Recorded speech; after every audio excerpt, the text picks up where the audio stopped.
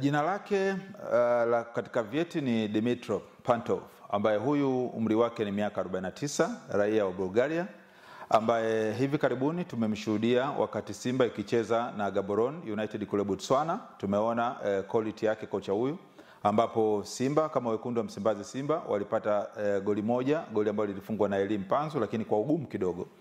Lakini baadaye wakarejea katika mchezo wa marudiano kwa Mkapa Dar es Salaam, ambapo tuliweza kuona kwamba Simba iliweza kupata ile sare ya bao moja kwa moja.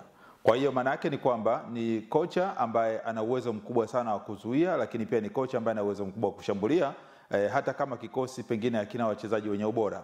Sifa ya Dimitro ni kocha ambaye kwa ufupi anasoma kwanza mfumo wa timu pinzani kwa ukubwa wake. Alafu vile vile inavyozungumzwa ni kocha ambaye mara nyingi anapenda sana kutumia njia za video kuweza kufanya uchambuzi wa mchezo kabla ya mchezo. Yaani mechi kabla ya kuchezwa basi anafanya uchambuzi mkubwa. Na hii ndio silaha kubwa ambayo imekuwa ikiwaadhibu watu wengi ambao wanakutana na kocha huyu.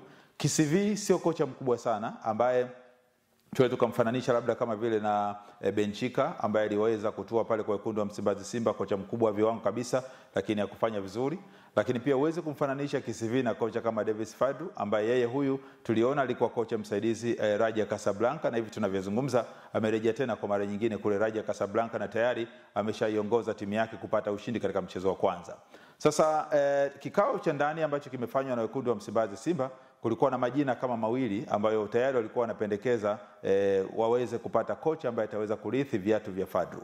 Sasa jina la Dimitro ndio limekuwa jina kubwa zaidi kwa sababu mwanzoni alikuwa anatajwa pia Fadlu kuondoka kwake pengine Nabi ndio huyu angeweza kuchukua viatu vya Fadlu. Lakini inavyozungumzwa kwa kina imebainika kwamba Nabi hivi tunavyoeleza timu ambayo anafanya nao mazungumzo ya kina ni Al Hilal ya Sudan, na tayari mazungumzo yanaenda kwa 99% kuweza kukamilisha dili hilo. Kwa hiyo amekuja hapa Tanzania pamoja, juzi tumeripoti taarifa za hapa na pale, lakini jinsi ambavyo wameonekana mabouncer wa baadhi ya klabu za Yanga na wengine akiona marafiki wachezaji wa Simba, wazee wa Simba, zile klipu zilikuwa zinaonyesha kwa sababu yeye amekuja katika ardhi ya Tanzania, basi amekuja kama mapumziko, lakini mara baada ya hapo ataondoka. Kwa hiyo hakuna ukweli kwamba Nabi atakuwa kocha wa Young Africans kwa muda huu, labda msimu mwingine, kwa sababu tayari hata ukitazama Young Africans wenyewe nao pia wanachanga karata zao kuweza kupata kocha mpya kutokana. Nadhani niliwaeleza juzi, mlisikia nyinyi wote, nilikaa hapa nikasema mara nyingi teknolojia inatuleta mwanzoni na mwishoni. Kwa hiyo pia inawezekana hizi picha zikawa zimeibuka za misimu kadhaa iliyopita wakati akihudumu katika nafasi ya Yanga akiwa anapewa scout na mabodyguard ambao tumewaona, sio picha mpya. Lakini hata Nabi kutua Tanzania bado anashirikiana na viongozi mbalimbali wa klabu ya Yanga kwa sababu alitoka vizuri na amerudi vizuri kupiga nao story kama mapumziko. Hebu tudili sasa moja kwa moja kwanza tukimtazama kocha mpya huyu wa Simba, kama Simba itanufaika au vipi. Yes, kwa namna ambavyo Simba msimu huu imesajili wachezaji wenye viwango vikubwa vya kimataifa, ukitazama kina Morris Abraham ambaye huyu uwepo wake pale Simba anatajwa sasa kama mrithi wa Luis Mixon. Jinsi ambavyo anaweza kutumia mguu wake wa kushoto kufanya vizuri, basi hata Luis alikuwa anafanya vitu hivyo. Lakini vile vile Diruk, beki bora kabisa ambaye kwa sasa tunasema mechi ya pili katika ligi kuu soka Tanzania bara anaingia kambani, ana bao 2. Amewezesha Simba katika safu ya ulinzi kutoruhusu bao, lakini vile vile ukitazama Simba inaonekana imekuja kwa vingine kutokana na mechi 2, goli 6, point 6. Maana yake ni kwamba katika mchezo wa kwanza na Fountain Gate walipata goli 3 kwa mtungi, na mchezo hapo jana dhidi ya Namungo wamepata goli 3 kwa mtungi. Kwa hiyo ni wastani wa 100% Simba imepata matokeo chini ya Suleiman Matola.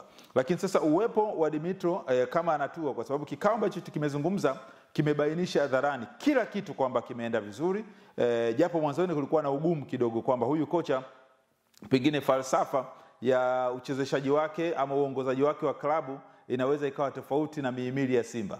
Lakini imebainisha baada ya watu kumonyesha klipu, kulikuwa na safu mbili. Wapo wanaomkubali Dimitro kuja kuwa kocha mkuu kwa Simba, lakini 50% walikuwa wanapinga hicho kitu wakisema ni kocha mdogo. Mara baada ya kuwekewa video ikionyesha jinsi ambavyo timu ya Gaborone inamiliki mpira, basi wamesema kutokana na kile ambacho amekuwa akikifanya huyu kocha ni asilimia kubwa ataweza kuipa matokeo Simba. Kwa mfano, Simba miaka mingi tangu kuanzishwa kwake mwaka 1936 ikitanguliwa na Young Africans ambayo ilianzishwa mwaka 1935, Simba ilikuwa inamiliki zaidi mpira kuliko Young Africans. Yanga alikuwa anatumia winga zaidi za pembeni, na ndio maana unaona Yanga imetoa wachezaji wengi sana mawinga wa pembeni kuliko wale viungo ambao wapishi pira biliani.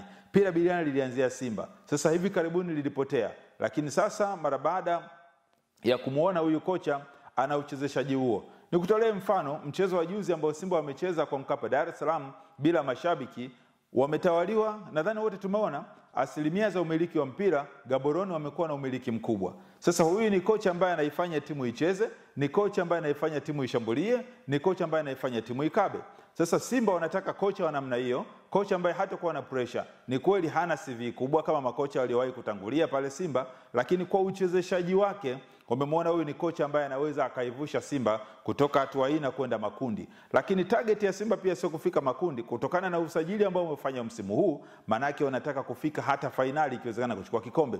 Wachambuzi wengi hatuioni Simba ikichukua kikombe cha Afrika kutokana na missing understanding zake ambazo ziko katika timu yao. Kwa mfano, juzi amesikika kocha wa timu ya taifa Tanzania ambaye alikuwa ni kocha wa muda pale Simba kuyavusha kuingia katika hatua inayofuata, Emedi Moroko, alisema wamekosa muunganiko, yani Simba wamekosa ushirikiano, kiongozi na kiongozi, maana yake ngazi ya juu na ya chini wamekosa ushirikiano. Kwa hiyo inaweza ikawa ni shida, lakini kikao ambacho bado kinaendelea kukaliwa, inaelezwa kwamba wanaendelea kujadili namna gani watajitahidi kuwa pamoja ili kuivusha Simba kutoka hatua moja kwenda hatua nyingine. Na hakika ni wahakikishie ujio wa huyu kocha mpya wa klabu ya Simba, sasa naweza kusema kwamba Simba inaenda kuondoa ule unyonge, kufungwa na watani wao Young Africans. Angalia, wameshafungwa mara 6 mfululizo.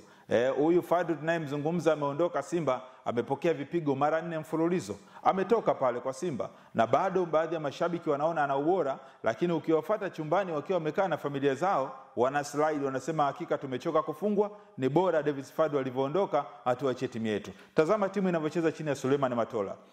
Mechi 2, goli 6, na tuseme point 6, hawajaruhusu bao. Timu inacheza vizuri, inafunguka, inakaba. Vipo vitu vingi ambavyo vinaakisi quality ya Matola, na nadhani Matola ni kocha kwa muda mrefu sana Simba, amekuwa kocha msaidizi. Makocha wengi wamepita chini ya Suleiman Matola, yani Matola akiwa kocha msaidizi, yeye amekuwa amejifunza vitu vingi sana. Sisi tunashindwa kwa sababu hatuheshimu vitu vyetu vya hapa nyumbani.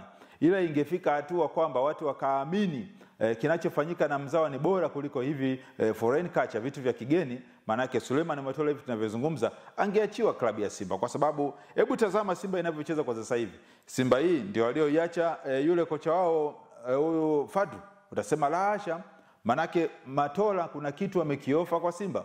Kuna watu wanasema pira hamasa.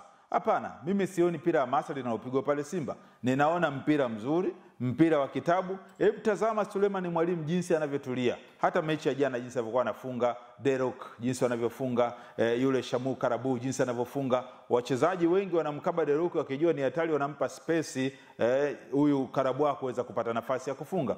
Kwa hiyo Suleiman Matola kama ataaminiwa, nadhani ataifikisha Simba katika nchi ya ahadi. Na mimi sisemi tu kwamba eti pengine kitaifa. Hapana, hata kimataifa. Nitolee tu mfano hivi karibuni, aliachiwa nafasi huyu Juma Mgunda, Pepe Guardiola mnene, kifaa kutoka Tanga. Alisaidia Simba kufanya vizuri. Ndiye kocha mzawa ambaye aliivusha Simba kuingiza hatua katika group stage. Na Simba ilikuwa inacheza vizuri. Baadaye Simba wakaja kukutana na Oroya Gine, wakaitandika goli 7 kwa mtungi. Wakati huo tayari huyu ndugu yetu Mgunda kikaa benchi. Lakini hata kocha aliyoingia mara baada ya Mgunda alikuwa anafuata nyayo za Juma Mgunda. Hii inamaanisha kwamba wazao wakipewa nafasi wanaweza. King Kibaden alishafanya hivyo miaka kadhaa iliyopita. Kwa hiyo ni wazi kwamba kama Simba ingemwachia Suleiman Matola, hii timu angefanya vizuri. Lakini kama wao watamuona Suleiman Matola afiti, wakampa nafasi huyu kocha mpya mkubwa ambaye si mkubwa sana KCV, lakini bado pira lake ni pira biriani, pira karata, pira bamia, pira mlenda, atafanya vizuri sana. Na nasema tu mashabiki wa Simba sasa waanze kuamini kipigo na Yanga. Basi tumeitazama Yanga jana, ilicheza mpira wa hovyo kabisa. Mimi ndio ingekuwa ni kiongozi wa Yanga, yule kocha asingerudi katika nyumba yake aliyopanga. Ningemtimua siku hiyo hiyo, kwa sababu tangu amefika yule Folz, Yanga hakuna kitu mpira unaochezwa. Mashabiki wanaotazama mpira live wanaona pira linalopigwa pira nundu, pira utelezi. Sasa haiwezekani kuvumilia kocha namna hii. Kocha umri mdogo, kocha hana experience, kocha hana exposure. Wanini kubaki naye Yanga? Watafute kocha mwingine na waambie wasije wakatafuta kitanda cha kulalia. Siku inakuja watatuona sisi wabaya na sisi tunatoa kama manabii wa mpira. Nazungumza na akili zangu timamu. Yanga hii tunayoiona chini ya huyu kocha bwana mdogo Folz, hakuna kocha pale, kuna dalali wa kawaida, na wakizubaa Christmas yule jamaa analia Tanga, amefukuzwa. Ili kuwa wa kwanza kupata habari zetu nyingi zinazoendelea, usiache kulike, kucomment na kusubscribe YouTube channel yetu HN Digital.